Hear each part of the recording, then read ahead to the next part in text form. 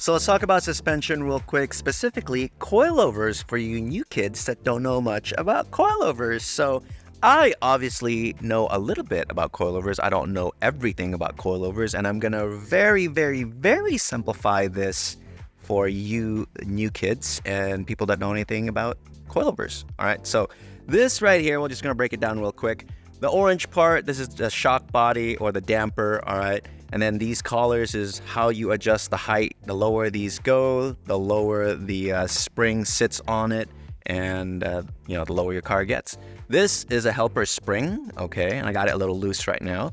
And then this is the main spring, all right? So the helper spring is to prevent the main spring from flopping all over the place, because if this wasn't here, this would just be flying around everywhere. It's gonna hit your shock body or the freaking shaft. I mean, this is the body, that's the shaft, my bad. And most of the time, if you guys have a Honda coilover, you're not gonna have a giant shaft, lol, like this. This is a Moton 3-way, it's a motorsports grade damper, and it's absolutely oversized for what you need.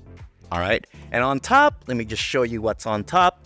On top, we have the adjustment knob on that little reservoir, that guy. And then I also have an adjustment knob over there on the top of the coilover itself, which is easier to see on this guy. So the knob goes over here and you can adjust the clicks. I have the same setup over here, just looks a little bit different because it's on the front. Now, all right, if you buy coilovers, make sure you get good quality ones, because a lot of coilovers out there look great when they're brand new, but after a few miles or a few hundred miles, they might start leaking. All right, and I've experienced that back in the day when I really wanted to lower my car and I didn't want to spend the money, and I bought cheap ass China ones, and yeah, I regretted it. Then I spent more money buying a replacement one. So for you guys, if you guys are looking for good quality coilovers, I would go with, say, Tane or BC, or if you're really strapped for cash, could be like, I don't know, Megan Racing still makes stuff for Hondas or other like Miatas. But for me, if you guys are racing your car or heavily driving it in the canyons like I do, I typically use Moton or AST. You can also go with like JRZ, MCS, and other coilovers in the market. It's all preference, all right? I just like Motons because it's in like all of my cars. Like literally, I use them for everything because they work, they're amazing, and the guys there are awesome. So I don't really have to tell them much. They already know what I like. So the clicks up top, all right, the little adjustment knobs, controls the flow of fluid and gases that's inside the shock. Think of it as like a faucet control, right? So when you open your faucet, water moves quicker. When you close it, it moves slower. Same thing with the shock. All right. The more you tighten the clicks, the slower the shock moves, which means you have like felt stiffness. All right. And the more you open it, the quicker the shock moves and you don't feel as stiff. And you can also control stiffness by adjusting or changing your spring. So let me show you my spring. I use Swift springs on all of my builds. This is a 10K spring on the rear. And for you race Honda guys, you might be like, that's it? You're only using 10K on the rear? Because crazy track guys are using like 14K, 16K on the rear because they really want it to rotate.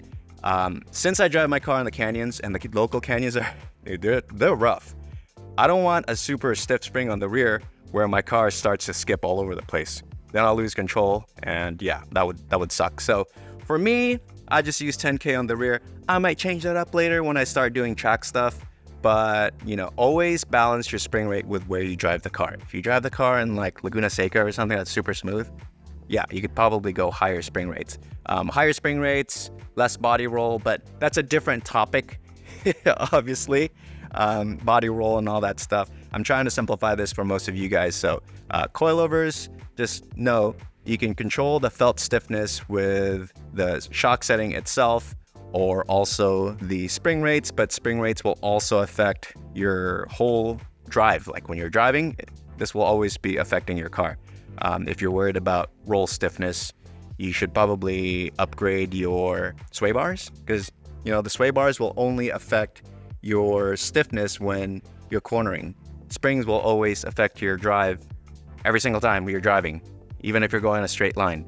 All right, so for me, I have a giant sway bar, as you can see right here, ASR 32 mil, 120 wall, because I don't like body roll as much. But I don't want to control my body roll with my spring only, because I also still want the suspension to move around when I'm going through really rough roads. So hopefully that helps. Don't over spring your car for the street. Unless you're a stancy boy.